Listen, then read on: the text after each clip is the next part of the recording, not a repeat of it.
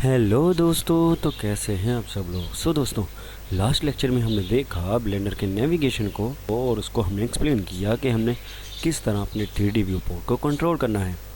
तो दोस्तों, आज की इस वीडियो में हम बात करेंगे टूल्स मेन्यू की। ठीक है फ्रेंड्स, आज हम टूल्स मेन्यू को देखेंगे और उनमें जौन से भी टूल्स हैं उन सबको स्टेप बाय स्टेप एक्सप्लेन करेंगे। तो चलिए गाइस शुरू करते हैं। अब टूल मेन्यू होता कहाँ है दोस्तों, हमने लास्ट लेक्चर में देखा था टूल मेन्यू हमारे 3D व्यू पोर्ट के बिल्कुल लेफ़्ट साइड के ऊपर होता है। ये आप देख सकते हैं, ये हमारा कहलाता है टूल्स मेन्यू। जी चलें दोस्तों, स्टेप बाय स्टेप इन सबको एक्सप्लेन करते हैं। दोस्तों, सबसे पहले मुझे दिया हुआ है सिलेक्शन के लिए। अब सिलेक्शन क्या होती है, देखिए दोस्तों, किसी भी ऑब्जेक्ट के ऊपर काम करने के लिए हमें सबसे पहले उसकी सिलेक्शन करनी पड़ेगी, मतलब कि उसको सिलेक्ट करना पड़ेगा। अब उसको सिलेक्ट करने के हमारे पास बहुत से तरीके हैं। नंबर 1 हमें दिया हुआ है, अगर मैं इसके ऊपर होल्ड करूं तो आप देख सकते हैं मेरे पास एक ड्रॉप डाउन मेन्यू ओपन हो चुका है। तो मेरे पास आप देख सकते हैं बहुत सारे सिलेक्शन के टूल्स आ रहे हैं। तो मैं क्या करूंगा, मैं सबसे पहले आपको ट्वीक का ऑप्शन दिखाता हूं। जी तो दोस्तों, अब ट्वीक के ऑप्शन से क्या होगा दोस्तों, जैसे ही आप लोग किसी भी ऑब्जेक्ट के ऊपर सिंगल क्लिक करेंगे तो वो ऑब्जेक्ट सिलेक्ट हो जाएगा। ठीक है फ्रेंड्स, और आप ये 3D व्यू पोर्ट के एम्प्टी एरिया में कहीं पे भी क्लिक करेंगे तो वो ऑब्जेक्ट डीसिलेक्ट हो जाएगा। ठीक है फ्रेंड्स, अब अगर मैं चाहता हूँ कि मैं लाइट को सिलेक्ट करूँ तो मैं लाइट के ऊपर जा रहा हूँ, और उसके बाद मैं अगर ये क्यूब का कहता हूँ क्यों तो मैं क्यूब के ऊपर क्लिक करूँगा। उसके बाद कैमरे के ऊपर कह रहा हूँ तो मैं कैमरे के ऊपर क्लिक करूँगा। दोस्तों, जौन सी भी चीज़ ब्लेंडर के अंदर सेलेक्ट होती है तो आप उसको देख सकते हैं कि उसके राउंडेड एक येलो कलर की स्ट्रोक नज़र आ रही है आपको। ठीक है फ्रेंड्स, तो ये हमारा होता है ट्वीक का ऑप्शन जो हमारी सिंगल सिलेक्शन करता है। तो नेक्स्ट हमें दिया हुआ है दोस्तों बॉक्स सिलेक्शन। अब इससे क्या होगा दोस्तों, ये एक रेक्टेंगुलर शेप ड्रॉ करेगा और उस रेक्टेंगुलर शेप के अंदर या स्क्वायर शेप के अंदर जौन सा भी ऑब्जेक्ट आ जाएगा ये उसको सिलेक्ट कर लेगा। ठीक है फ्रेंड्स, तो इसको इस्तेमाल करने का तरीका ये है कि आप एम्प्टी एरिया में 3D व्यू पोर्ट के एम्प्टी एरिया में कहीं पे भी एक क्लिक करेंगे पहले सिंगल, उसके बाद उसको होल्ड करके आपने ड्रैग करना है।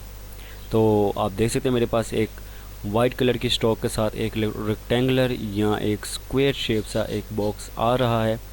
तो इसके अंदर दोस्तों जोन से भी ऑब्जेक्ट आएंगे, उसके बाद मैं अपने लेफ़्ट माउस बटन को रिलीज़ करूँगा तो वो ऑब्जेक्ट सिलेक्ट हो जाएंगे। ठीक है फ्रेंड्स, इसके अंदर अब जो भी आया उसने उसको सिलेक्ट कर लिया। ये देखिए, अब ये 3 ऑब्जेक्ट आए हैं तो ये तीनों ऑब्जेक्ट्स ने सिलेक्ट कर लिए। और दोस्तों, इसी टूल्स से रिलेटेड हमारे पास ऊपर मेन ऑप्शन बार के नीचे थोड़े से इसके फीचर्स दिए हुए हैं मज़ीद। ठीक है, ये आप देख सकते हैं। अब दोस्तों, इस रेक्टेंगुलर शेप के ही आपके पास बहुत से फीचर्स भी हैं। नंबर 1 हमारे पास है ये वाला सेट अ न्यू सिलेक्शन। ठीक है, इससे वही होगा, हम एक सिंपल स्क्वायर ड्रा करेंगे और उसके साथ हम सिलेक्शन करेंगे। नेक्स्ट में दिया हुआ है दोस्तों एक्सटेंड एक्सटेंशंस, मतलब कि अगर मैं इसके ऊपर क्लिक करता हूँ तो मैं इसको भी खाली सिलेक्ट कर सकता हूँ, एक मैं डीसिलेक्ट करता हूँ सबको। ठीक है, तो मैं क्या करूँगा, मैं रेक्टेंगुलर शेप से इसको भी सिलेक्ट कर सकता हूँ, उसके बाद मैं इसको भी कर सकता हूँ और उसके बाद मैं इसको भी कर सकता हूँ। स्टेप बाय स्टेप मैं हर ऑब्जेक्ट को रेक्टेंगुलर शेप की मदद से या बॉक्स शेप की मदद से सिलेक्ट कर सकता हूँ। अगर मैं इस पर रहते हुए ये करता, इसको सिलेक्ट करता तो ये सिलेक्ट हो जाता, लेकिन बाद में अगर मैं किसी और ऑब्जेक्ट को सिलेक्ट करता तो वो पहले वाले को डीसिलेक्ट कर देता। तो इससे ये हुआ कि आप इसको भी कर सकते हैं, इसको भी कर सकते हैं और इसको भी कर सकते हैं। ठीक है फ्रेंड्स, आपके पास मल्टीपल सिलेक्शन आ जाती है इससे। तो नेक्स्ट हमें दिया हुआ है सबट्रैक्ट का।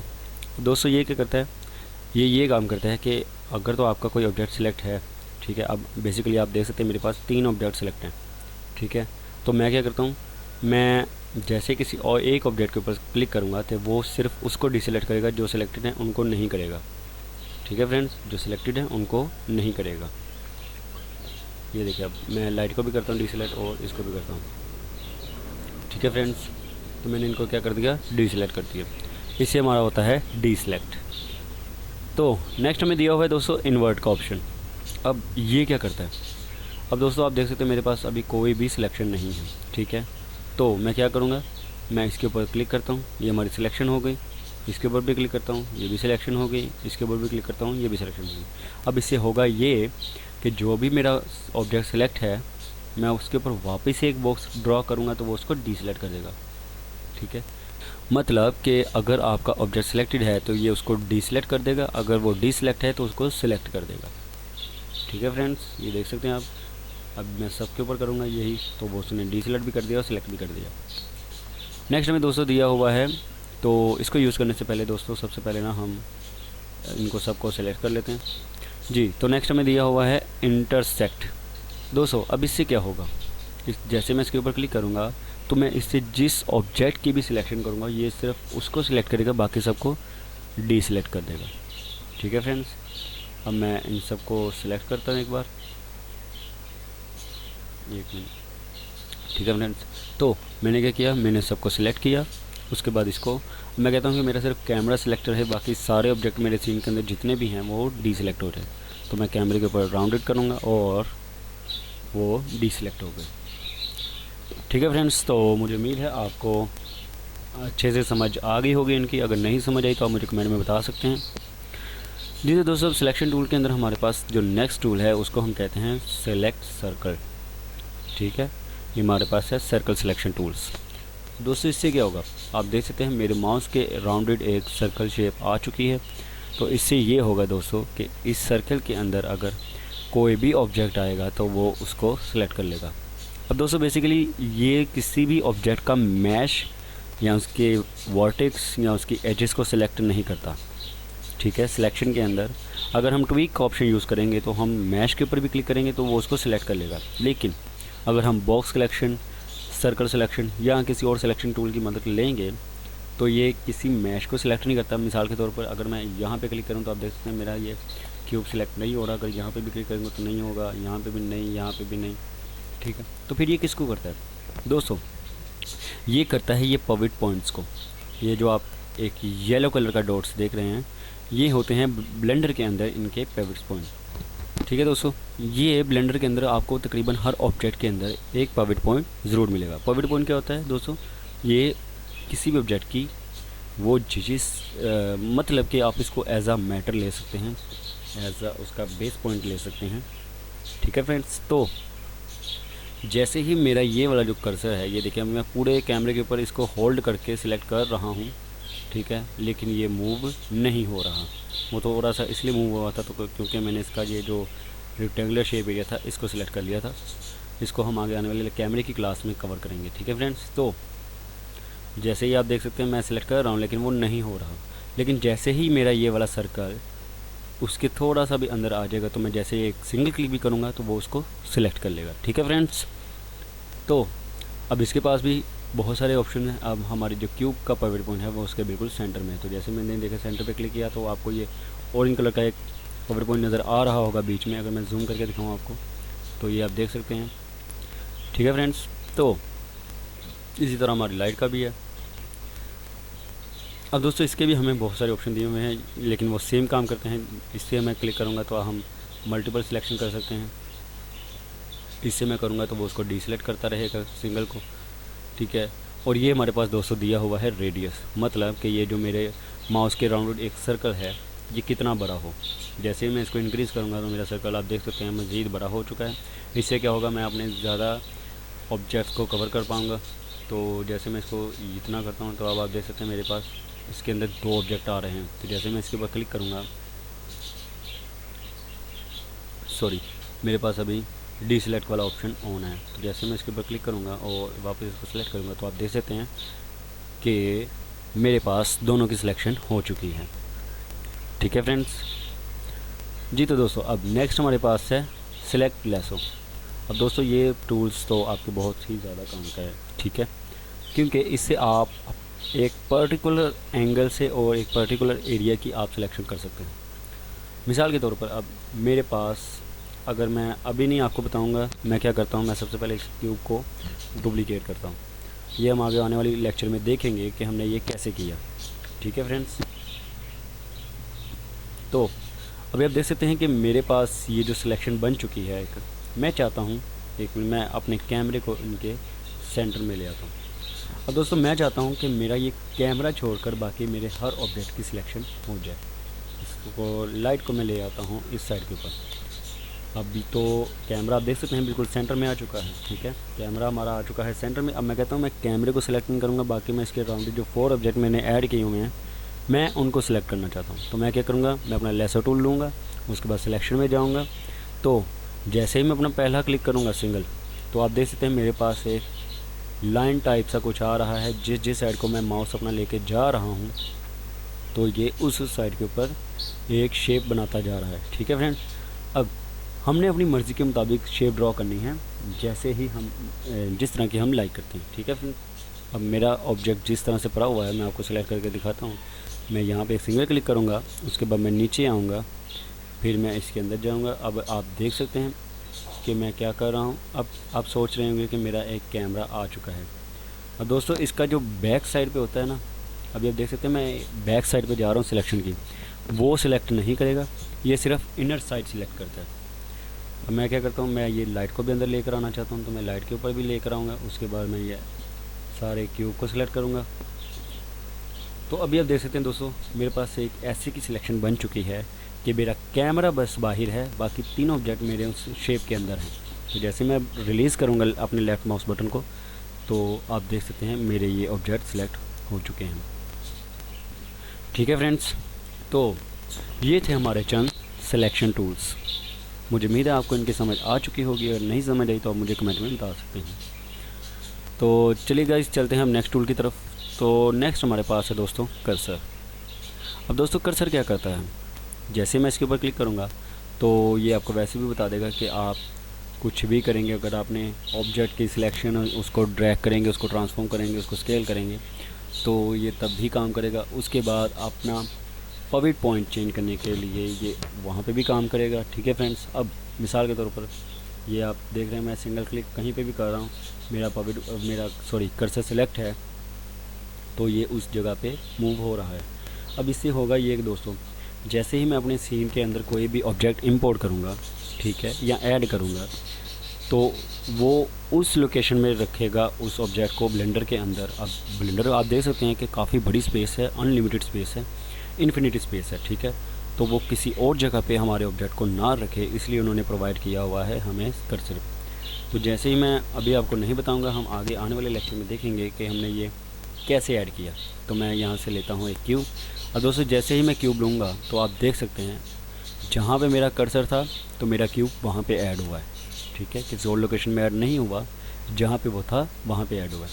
तो मैं इसको यहाँ पे रखता हूँ। मैं चाहता हूँ कि मेरा जो नेक्स्ट कोई ऑब्जेक्ट है वो वहाँ पे ऐड हो, तो मैं करता हूँ इसको क्यूब को क्लिक। तो आप देख सकते हैं मेरा अब वो क्यूब है वो उसकी जगह पे लोकेट हुआ है, उसकी जगह पे इंपोर्ट हुआ है।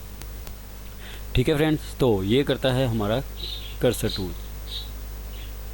इसको हम मज़ीद आने वाले लेक्चर में जब हम इसकी पावर पॉइंट के ऊपर देखेंगे, उसके बाद हम देखेंगे कि इसकी मदद से हम अपना पावर पॉइंट कैसे सेट करते हैं। ठीक है फ्रेंड जी। तो फ्रेंड अब नेक्स्ट हमारे पास इंतहाई मज़े वाले टूल्स हैं, और आपको ये बहुत ही ज़्यादा मज़ा देंगे, जिसको हम बोलते हैं location, rotation and scale. Number 1 पे दोस्तों मेरे पास है मूव, मतलब कि लोकेशन का।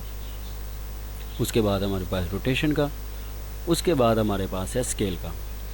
अब दोस्तों इससे क्या होगा, नंबर 1 हमारे पास मूव, जैसे भी देखें मैंने मूव के ऊपर क्लिक किया तो मेरे पास ये एरो शो कर रहा है। ठीक है, मैं उसको छोड़े, मैं यहाँ पे क्लिक करता हूँ तो आपको अच्छे से समझ आएगी।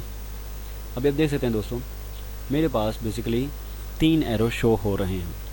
नंबर 1 है हमारे पास ग्रीन, और फिर रेड और ब्लू। अब दोस्तों ये हमारे हैं डायरेक्शंस, मतलब कि अगर मैं इस वाले एरो को पिकअप करके इसको होल्ड करके मैं जिस भी आगे पीछे करूँगा तो ये मेरा एक्स एक्सिस के ऊपर मूव होगा। ठीक है फ्रेंड, इसने भी किसको सिलेक्ट किया हुआ है, हमारे ये पॉइंट पॉइंट को सिलेक्ट किया हुआ है। और पॉइंट पॉइंट क्या होता है, हमारे मैश का जो बेस पॉइंट है, मतलब कि जिसकी बिना के ऊपर मैश बना हुआ है, हमारा ये क्यूब बना हुआ है, वो होता है। तो जैसे ही दोस्तों मैं इसको पकड़ के थोड़ा सा आगे करूँगा तो आप देख सकते हैं मैं माउस को अपने कहीं पे भी ले जाऊँ ये सिर्फ आगे और पीछे जाएगा, क्योंकि हमने अभी एक्स डायरेक्शन वाला एक्सिस पकड़ा था। ठीक है, एरो पकड़ा था। और तो अगर अब मैं ये ग्रीन वाला पकड़ूँ तो आप देख सकते हैं अगर मैं ऊपर नीचे भी कर रहा हूँ तो वो सिर्फ लेफ़्ट और राइट हो रहा है, ना कि ऊपर नीचे। ठीक है फ्रेंड्स, और अगर मैं चाहता हूँ कि इसको मैं ऊपर की डायरेक्शन में ले जाऊँ और नीचे की डायरेक्शन में, तो मैं क्या करूँगा, मैं ब्लू वाला पकड़ूँगा। ये हमारा होता है जी एक्सिस। ठीक है फ्रेंड्स, तो ये होती है बेसिकली हमारी 3D डायमेंशंस, जिसमें हमारे आ जाते हैं एक्स एक्सिस, वाई एक्सिस और जी एक्सिस। इसको आप अपनी मर्ज़ी के मुताबिक कहीं पे भी रेंज कर सकते हैं, ठीक है। इसकी मदद से आप अपना एक मॉडलिंग का पूरा स्ट्रक्चर तैयार कर सकते हैं। अभी आप देख सकते हैं, मैं इन सबको एक लाइन में मैनेज करके आपको दिखाता हूँ।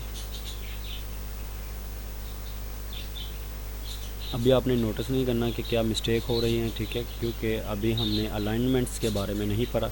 जैसे हम आगे अलाइनमेंट्स के बारे में पढ़ेंगे तो आप देखेंगे कि हमारी अलाइनमेंट में बहुत ही ज़्यादा स्मूथनेस आ चुकी है, ठीक है फ्रेंड्स। अब आप देख सकते हैं कि हम इस तरह की कोई शेप भी अपने ब्लेंडर के अंदर ड्रॉ कर सकते हैं। अब इस एंगल पे आप देखेंगे तो आपको बिल्कुल सही लगेगा, लेकिन अगर मैं जैसे ही अपना एंगल चेंज करता हूँ तो आप देखेंगे, ये आप देख सकते हैं ये कैसे एक अलग सी डायरेक्शन में पड़े हुए हैं अपनी अपनी जगह के ऊपर, लेकिन हम उस एंगल से उसको देख रहे थे जिसकी वजह से हमें अच्छा लग रहा था, ठीक है फ्रेंड्स जी। तो अब मज़ीद हम देख लेते हैं मूव टूल के बारे में। तो जैसे ही मैं इसके सेंटर से क्लिक करके इसको सेंटर से होल्ड करके, ये जो वाइट आपको एक सर्कल नज़र आ रहा है, इसके अंदर मैं जैसे ही क्लिक करके इसको ड्रैग करूँगा तो मैं इसको किसी भी एंगल्स में ड्रैग कर सकता हूँ, किसी भी एंगल में मूव कर सकता हूँ, ठीक है फ्रेंड्स। तो आप देख सकते हैं इनकी मदद से मैं सिर्फ एक्स एक्सिस में, वाई एक्सिस में, जी एक्सिस में कर सकता हूँ, लेकिन अगर मैं सेंटर से पकड़ के करूँगा तो मैं इसको किसी भी एंगल्स में मूव कर सकता हूँ। नेक्स्ट हमारे पास है ये जो आप छोटे छोटे इनके पास एक थोड़े से, इनको हम प्लेन बोलते हैं। वैसे तो अगर फ्लैट चीज़ है कोई भी हमारे पास तो उसको हम ब्लेंडर के अंदर प्लेन बोलते हैं। तो आप ये जो भी प्लेन देख रहे हैं, ये छोटे छोटे बॉक्सेस, तो जैसे मैं इसको पकड़ के ड्रैग ऊपर नीचे करूँगा तो ये क्या होगा, ये एक्स और जी एक्सिस के जो सेंटर में एक अलाइनमेंट है, मतलब कि 45 का जो एंगल है, ये उसके ऊपर नीचे होगा, ठीक है। जैसे मैं इसको होल्ड करके ऊपर करूँगा तो आप देख सकते हैं ये इन दोनों के दरमियान ऊपर नीचे हो रहा है, ठीक है। अगर देख सकते हैं बेसिकली ये ऊपर नीचे भी हो रहा है, और अगर मैं अपने माउस को ऊपर नीचे भी करूँगा तो ये ऊपर नीचे भी जाएगा, ठीक है फ्रेंड्स। तो जैसे मैं इसको मूव करूँगा तो ये उस डायरेक्शन में ऊपर नीचे तो जाएगा, 45 के एंगल में ऊपर नीचे तो जाएगा, ठीक है। लेकिन अगर मैं अपना हाथ स्मूथ में रखूँगा, अगर मैं अपने हाथ को थोड़ा सा आगे पीछे या किसी और डायरेक्शन में मूव करूँगा तो मेरा ऑब्जेक्ट भी मूव होगा। मतलब कि ये इसकी ये वाली डायरेक्शन नहीं है कि हम माउस को पकड़ के किसी भी एंगल में रोटेट करें या ड्रैग करें तो ये सिर्फ एक ही लाइन में जाएगा, इससे ये नहीं होगा। इससे ये ज़रूर होगा कि जैसे मैं ये देखिए अभी मैं स्मूथ में जा रहा हूँ तो मेरा ऑब्जेक्ट भी बिल्कुल स्मूथ में उसी लाइन उसी डायरेक्शन के ऊपर जा रहा है। लेकिन जैसे ही मैं अपना जो हैंड है थोड़ा सा आगे पीछे करता हूँ तो आप देख सकते हैं वो भी अपनी डायरेक्शन से मूव हो चुका है, ठीक है फ्रेंड्स। तो ये भी हमारे पास कुछ इस तरह से काम करता है। अभी आप देख सकते हैं अभी ये हमारे पास इस डायरेक्शन में जा रहा है, ठीक है फ्रेंड्स। तो बेसिकली इनका इतना यूजेज नहीं है। तो चलते अपने नेक्स्ट टूल की तरफ। वो हमारे पास है दोस्तों रोटेशन का टूल। अब इसकी मदद से हम अपने ऑब्जेक्ट की रोटेशन कर सकते हैं। अभी आप देख सकते हैं जैसे मैंने उसके ऊपर क्लिक किया तो मेरे पास ये सर्कल से आ गए हैं एक्स एक्सिस, वाई एक्सिस और जी एक्सिस। इसका मतलब है कि अगर मैं एक्स एक्सिस से रोटेट करूँगा तो ये मेरा क्यूब रोटेट होगा, किसके अराउंड रोटेट होगा, एक्स की लाइन के मुताबिक रोटेट होगा। जैसे मैं ये देखें दोस्तों, इसको सिलेक्ट करता हूँ और आगे की तरफ मूव करता हूँ तो आप देख सकते हैं उसकी एक अलाइनमेंट है एक्स एक्सिस, ये उसके अराउंड रोटेट हो रहा है, ठीक है फ्रेंड्स, देख सकते हैं। और अगर मैं चाहता हूँ कि मेरा क्यूब जो है वो इस तरफ को रोटेट हो, ठीक है, ऐसे रोटेट हो, तो मैं क्या करूँगा, मैं इसकी जो वाई है उसको मूव करूँगा, ठीक है फ्रेंड्स। तो ये अब आप देख सकते हैं अब मेरा वाई एक्सिस जो है इसका सेंटर पॉइंट हो चुका है और ये उसकी बेस के ऊपर रोटेट हो रहा है। उसके बाद हमें दिया हुआ है जी एक्सिस। अब जी एक्सिस क्या करेगा, ये ऐसे रोटेट करेगा, ठीक है फ्रेंड, जैसे उसकी डायरेक्शन है। उसके बाद ये जी को पकड़ के, ठीक है, इसका जो सेंटर पॉइंट कौन सा होगा, इसकी सेंटर एक्सिस कौन सी होगी, वो उसका जो सेंटर में जी एक्सिस लगा होगा वो होगा। तो जैसे मैं देख के रोटेट करता हूँ तो आप देख सकते हैं ये उसको एज अ बेस समझ के उसके राउंडेड रोटेट हो रहा है। तो इसकी मदद से दोस्तों आप अपने क्यूब को रोटेट कर सकते हैं, ठीक है। तो ये जो वाइट वाला एरिया है ये किसी भी पर्टिकुलर एंगल के ऊपर होता है, ठीक है फ्रेंड। अगर मैं इसको इधर कर लूँ तो अब मैं करूँगा तो आप देख सकते हैं अगर मैं अपने क्यूब को इस तरह थोड़ा सा अपने 3D व्यू पोर्ट को लेकर आऊँ तो अभी आप देख सकते हैं अभी उसकी डायरेक्शन ये हो चुकी है, और अगर मैं इस तरह लेकर आऊँ तो अभी उसकी डायरेक्शन ये हो चुकी है। ये जो वाइट वाला सर्कल है ना दोस्तों, ये जिस डायरेक्शन में आपका 3D व्यू पोर्ट होगा, ठीक है, 3D व्यू पोर्ट का सीन होगा, ये उसकी बेस के ऊपर रोटेट करेगा। जी तो फ्रेंड, अब नेक्स्ट हमारे पास है स्केल। तो स्केल हम इसके ऊपर अप्लाई नहीं करेंगे, इसको हम कर देते हैं रिमूव। हम इसके ऊपर स्केल अप्लाई करके देखते हैं। जी तो फ्रेंड, अब जैसे मैंने स्केल के ऊपर क्लिक किया तो मेरे पास आप देख सकते हैं ये एक मज़ीद हमारे पास एक्सिस आ चुके हैं। नंबर 1 हमारे पास है एक्स एक्सिस। जैसे मैं इसको पकड़ के दोस्तों ड्रैग करूँगा तो मेरा एक्स एक्सिस में स्केल होगा। ठीक है फ्रेंड, आप देख सकते हैं मेरा एक्स एक्सिस के अंदर स्केल हो रहा है। जैसे मैं माउस को आगे लेके जा रहा हूँ तो ये आगे की तरफ मूव हो रहा है, ठीक है, स्ट्रेच हो रहा है। तो अब इससे क्या हुआ, ये इस साइड को भी स्ट्रेच होगा और बॉटम साइड से भी स्ट्रेच होगा। ठीक है फ्रेंड्स, और अगर मैं चाहता हूँ कि इसको मैं इतना चाहता हूँ, उसके बाद मैं ये इसको मज़ीद विड्थ में चाहता हूँ, ये लंबाई में तो हो चुका है, हाइट में हो चुका है, तो मैं क्या करता हूँ, मैं इसको विड्थ में भी चाहता हूँ, तो मैं क्या करूँगा, मैं इसको यहाँ से पकड़ के भी ऐसे ड्रैग करूँगा। ठीक है फ्रेंड्स, तो उसके बाद मैं इसको जी एक्सिस के अंदर कर सकता हूँ और इसको नीचे भी कर सकता हूँ। तो अभी आप देख सकते हैं हमारे पास एक कुछ स्टेज टाइप का और कुछ प्लेटफॉर्म टाइप का हमारे पास कुछ बन के आ चुका है। ठीक है फ्रेंड्स, तो ये हमारे पास जो स्केल है वो इसका साइज़ बड़ा छोटा करने में हमारी हेल्प करता है। उसके बाद ये भी यही चीज़ है, आप इसको एक एंगल में बड़ा कर सकते हैं, उसके बाद एक एंगल में ही इसको छोटा कर सकते हैं, जैसे हमने ट्रांसफॉर्म में देखा था। ठीक है फ्रेंड्स, तो इससे ये होगा। अब दोस्तों, आपने एक चीज़ नोटिस करनी है कि हमारे पास यहाँ पे जो सिलेक्शन में एक छोटा सा एरो नज़र आ रहा था, तो हमारे पास स्केल में भी छोटा सा एक एरो नज़र आ रहा है। दोस्तों, इसका मतलब ये है कि इसका एक अपना ड्रॉप डाउन मेन्यू है और उसके अंदर मज़ीद फ़ीचर्स ऐड हैं। तो जैसे मैं इसके ऊपर होल्ड करूँगा तो आप देख सकते हैं मेरे पास है स्केल केज का एक ऑप्शन। तो मैं इसको सिलेक्ट करता हूँ और आपको एक्सप्लेन करता हूँ। जी तो फ्रेंड, जैसा कि आप लोगों ने देखा, जैसे मैंने इसको सिलेक्ट किया तो मेरे पास डॉट्स की सूरत में एक सिलेक्शन आ चुकी है। अब इससे होगा ये कि मैं किसी भी पॉइंट को पकड़ के उसको बड़ा या छोटा कर सकता हूँ। ठीक है फ्रेंड, जैसे मैं इसको पकड़ूँगा और आप ऊपर करूँगा तो आप देख सकते हैं मेरा ये जो क्यूब है वो बड़ा हो चुका है। जैसे मैं इसको पकड़ के वापस नीचे करूँगा तो वो छोटा हो जाएगा, और जैसे मैं इस साइड को पकड़ के इसको आगे करता हूँ तो सिर्फ ये वाली साइड आगे पीछे होगी, ना कि वो उसकी बॉटम। ठीक है फ्रेंड, अगर मैं चाहता हूँ यहाँ से थोड़ा सा बड़ा हो, और अगर मैं चाहता हूँ बॉटम से थोड़ा सा नीचे हो, यहाँ से थोड़ा सा ऊपर हो, तो अभी आप देख सकते हैं कि ये दोनों साइड्स ऊपर नीचे हो रही हैं, एक ये वाली और एक ये वाली। ठीक है फ्रेंड्स, तो ये बेसिकली हमारे पास ये काम करता है। इसको आगे आने वाले लेक्चर में हम देखेंगे कि इसका यूज़ कैसे करते हैं। जी तो दोस्तों, अब नेक्स्ट हमारे पास है ट्रांसफॉर्म। जी तो फ्रेंड, अब इसमें क्या होगा दोस्तों, ये भी बेसिकली हमारे वही ऑब्जेक्ट्स हैं जो हमारे पास पहले से थे। मूव, उसके बाद रोटेशन, उसके बाद स्केल। तो ये क्या करेगा, ये तीनों को हमें प्रोवाइड करेगा। ये आप देख सकते हैं हमारे पास ट्रांसफॉर्म का भी ऑप्शन आ रहा है, उसके बाद हमारे पास रोटेशन का भी आ रहा है, उसके बाद आप देख सकते हैं हमारे पास स्केल का भी आ रहा है। तो ये हमें तीनों ही प्रोवाइड कर दिए हैं उन्होंने एक फ़ीचर के अंदर, कि आपको बार बार वो उस टूल मेन्यू के अंदर जाके अलग-अलग सिलेक्शन ना करनी पड़े। ठीक है फ्रेंड्स, तो अभी आप देख सकते हैं हमारे पास ये तीनों ही आ चुके हैं। जी तो फ्रेंड, अब नेक्स्ट हमारे पास है एनोटेशन टूल। तो मुझे लगता है कि अभी आपको इसके बारे में बताना सेफ़ नहीं है, क्योंकि अभी आपको इसकी समझ नहीं आएगी। ये बेसिकली दोस्तों, अगर मैं आपको थोड़ा सा हिंट दे दूँ तो ये क्या करती है, हमारी डिस्टॉर्शन की क्लासों में काम करती है।